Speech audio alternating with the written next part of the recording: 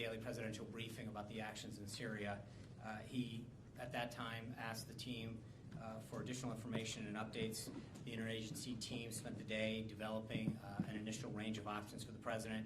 At about 8 o'clock on Tuesday night, there was a restricted deputy committee meeting on the situation. Preliminary options were presented and refined. Sean, can you talk louder, please? I'm sorry. On Wednesday, so on Tuesday night, there was additional. There was a deputies meeting at the White House where options were presented and refined. An interagency guidance was developed. Wednesday morning, a restricted principals meeting was conducted where interagency options and gave further guidance to refine. Around 3 o'clock on Wednesday, a national security meeting was convened where the president was briefed on options. He reviewed the options in detail, asked a series of questions to his team, requested further information, and the decision to reconvene on Thursday was made. At about 1:30 on Thursday, en route to Florida, the president convened the national security team.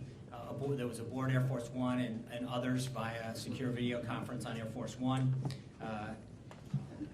Later that day, at approximately 4 o'clock, the president, the Secretary of State, the Secretary of Defense, National Security Advisor, and other members of the national security team met in a secure room down here where they were piped in with the rest of the team via secure video teleconference. The president gave the okay to move ahead.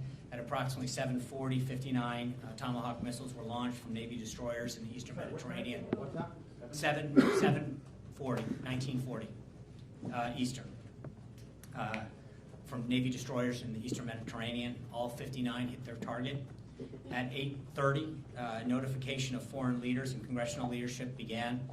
The vice president called several congressional leaders and began calling some foreign leaders. The Secretary of State, the Secretary of Defense, National Security Advisor, and others were also involved in making some of those phone calls to both heads of government, defense ministers, and congressional leaders.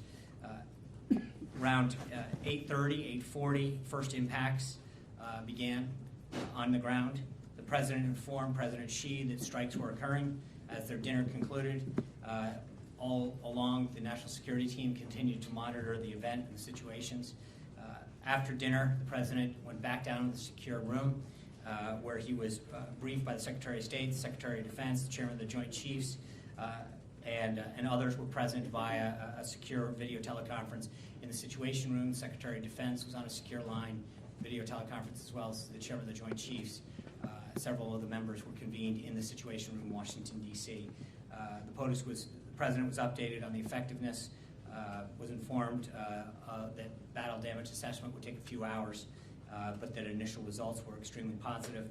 He asked about reaction from the world community as well as congressional leaders and was informed that there was fairly unanimous praise for the decision and the action that the president took. So that's pretty much the tick-tock.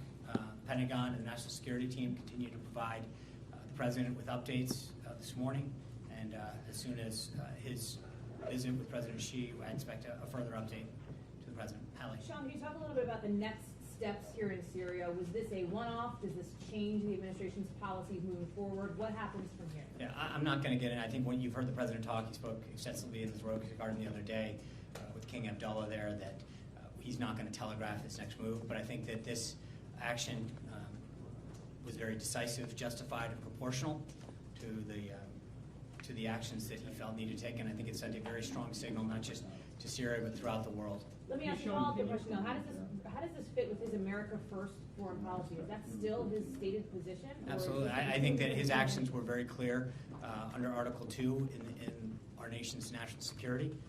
There's a very important national security interest in the region. Stability, and obviously there's a huge humanitarian component to this. Julie? When McMaster was briefing last night, he said that the president had been presented with 3 options. Mm-hmm. Can you be a little more specific about what the 3 options were? I can't. Can you talk about the process that the president went through when he got the 3 options, who he consulted with, and then what his recommendation or request to the team was in terms of narrowing them down? Yeah, again, I'm not going to get into specifics. There's obviously both in terms of what could have been done, but obviously that would telegraph potential future action that I don't want to get into, and a lot of that remains classified. I will say, however, that as I mentioned, both Secretary of Defense Mattis, the Chairman of the Joint Chiefs of Staff, Director McMaster, and the rest of the National Security Team, the Vice President, and others were consulted, and that occurred over, starting at Tuesday at 10:30 when the President was made aware of this. He continued to ask questions and ask for options. So this was a very evolving process in which the President was given updates, asked additional questions, given additional options, refined those options until an ultimate decision was made yesterday. Margaret? Sean, can you just clarify? I think you said that the President informed Xi after the strikes had concluded. Is that accurate? The exact timeline, the President, as you know, yesterday was having dinner. I think after the dinner concluded, I believe that the impact had been made. I'd have to check the exact timeline, but the impact occurred at around 8:30 last night, Eastern Time. The President informed President Xi as dinner concluded, and he was on his way back to his temporary quarters. So where the exact timeline is, I don't know, but my understanding is that everything had made impact by the time he was informed. He informed President Xi. Can you put that in context? Because clearly, the President has said that North Korea is of deep concern to That's him. right. This is a military action that he has taken unilaterally. As he explained this to Xi Jinping, was it put in that context? Was there any broader message that, like, look, if you don't help us crack down on North Korea, we are willing to go ahead with similar action? Yeah, I'm going to let, there'll be a readout later today about all of the areas and issues that were discussed, and I think we'll try to get some individuals down to talk about specifics on the topics they were talking. I believe that what the President stated last night was just simply that action had been taken, what he was doing, what had happened, and that he was going to be briefed. I don't think there was any immediate nexus, but I was not present for that conversation. Sean, just to clarify clarifying the follow-up, HR McMaster said last night, I believe, that there were 2 NSC meetings. I believe you described more meetings than that. How many meetings was the President personally involved in throughout this process? I have 4 that were 4. 4, okay. Well, again, remember it started with the PBD. I mean, it depends. Then 5, yeah. If you count the initial PBD, that was at 10:30 on Tuesday. Okay, and secondly, I know you say the President says he's not going to outline what he is going to do next. He wants to remain flexible, but members on the Hill say that they want to be brought into the process. So how does that mesh, the President keeping his desire of not announcing things, but folks on the Hill saying, hey, we need to be brought in? Yeah, I would just say, as I mentioned, the key congressional leaders and committee heads and ranking members were all informed of the decision. And I think now that action's been taken, I believe that they'll be, they've started to have those conversations. Both the Secretary of Defense, Secretary of State, National Security Advisor, the Vice President, the Chief of Staff, others have been in constant contact with congressional leaders. And I understand your desire to understand what's going on, but I think those are conversations that are going to be held fairly privately in terms of preserving any future action. Hey, Sean, there are some reports out there that there are concerns among U.S. officials that the Russians were involved in the chemical weapons attack that occurred in Syria. What's the latest on that? What can you tell us about that? Is that something that you're looking at? Yeah, I'm just going to, the actions that were taken were clearly against the Assad regime, and I'm not going to say anything further than that. As I mentioned, just on I know Secretary Tillerson noted last night with respect to Russia that was a military deconfliction with respect to the area of operation to make sure that because we're both operating, but beyond that, there was no political contact made with Moscow. But I think last night sent a very clear signal. Yeah. Sean, you talked about this as an evolution over these last 72 hours. Mm-hmm. Could you give a little bit of insight into the President's thinking and how that evolved? We saw publicly in the statements that he made where he sort of seemed to become more taken aback by the imagery and what have you by the time he gave that press conference with the King of Jordan. But can you talk to us privately about what his reaction was at the beginning and then how that evolved and how he got from point A to point B ultimately to launch the strike? Well, only to say, number one, I think the President's comments that he made in the Rose Garden with the King Abdullah pretty much speak for themselves with respect to the disgust that he had for the imagery that he was seeing and the assessments that his team was providing with respect to the innocent lives, especially the children and babies that have been killed. Obviously, chemicals have been used by Assad in the past, but in his first 70 days, the president was very taken by this. But also, I think this was, as you mentioned correctly, this was a 72-hour evolution of receiving updates and options and refinement through additional questions that the president made to come to a final decision. But this is once he was presented with these at 10:30 on Tuesday, he began to ask a series of questions, began to get additional updates and assessment as far as what happened, why it happened, and then obviously options that were available to act. I guess the question, just to follow up, because the question is, was there a sense of maybe skepticism at the beginning where he said, look, are you sure that, like, you have No, the right I spoke with him. I had an What opportunity do to see him initially right after that PBD, and he was very moved and found the event extremely tragic. So I think from the get-go, it was very, very disturbing and tragic and moving to him. And so you had a sense that he was there in terms of military strikes? no, I wouldn't say, no, again, yeah, I wouldn't, just before we get too far, the answer is that he had a very deliberative process of asking his national security team to develop options,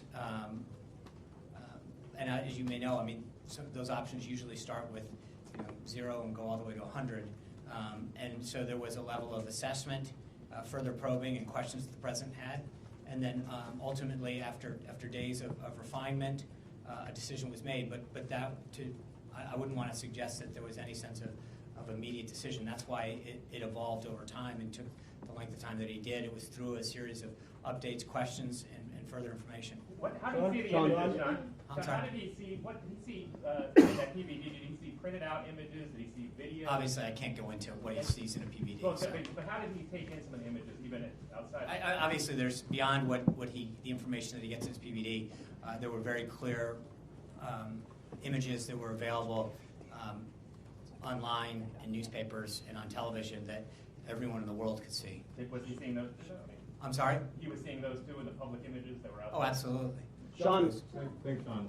As part of this 72-hour evolution, does the president now believe Assad needs to leave power? Is that part of it? I think that the president's actions were very decisive last night, and I think are very clear about what he thinks needs to get done. I think first and foremost, the president believes that the Syrian government, the Assad regime, should, at the minimum, agree to abide by the agreements that they made not to use chemical weapons. I think that should be a minimum standard throughout the world.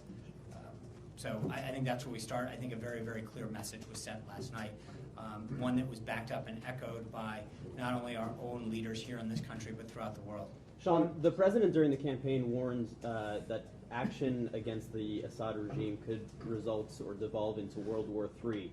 He talked about the risks of drawing in Russia and Iran into a broader conflict. Is the president at all concerned about that happening, or the fact that as U.S. planes fly over the Syrian skies that they could run into interference from either Russian or Syrian defense systems?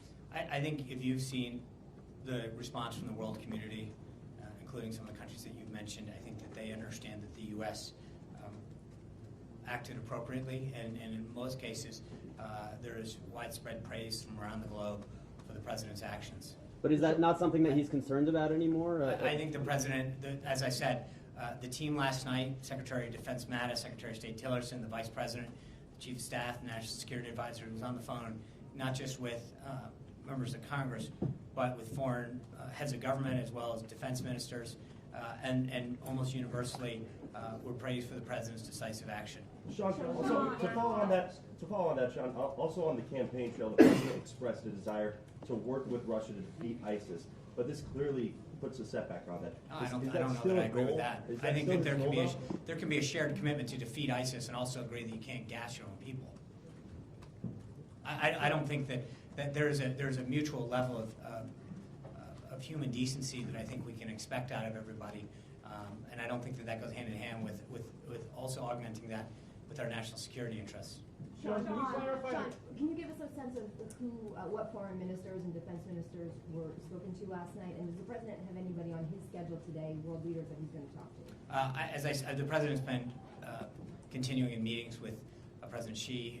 I'll see on both of those whether or not. Also, one more thing. Yeah. The Russian Foreign Ministry statement this morning called this a clear act of aggression. It suggested that the United States had been planning this strike even before the chemical attack. Can you respond specifically? I think I just gave you a very clear tick-tock of what the president's notification and how he derives at the action he did. That pretty much speaks for itself. And I'm sorry, the other. Just that this was a clear act of aggression. Yeah, I think this was a clear response on humanitarian purposes that has been widely praised throughout the globe. Yes, sir. Hey, Sean, are there any specific outcomes from President Xi and President Trump? Yeah, as I mentioned at the outset, we'll have a readout of that visit. I just wanted to give you guys a quick update. We'll have further information throughout the day. Stay in touch with us. I want to get back. Obviously, our focus is continuing to have a phenomenal, great, I'm sorry, Politico. I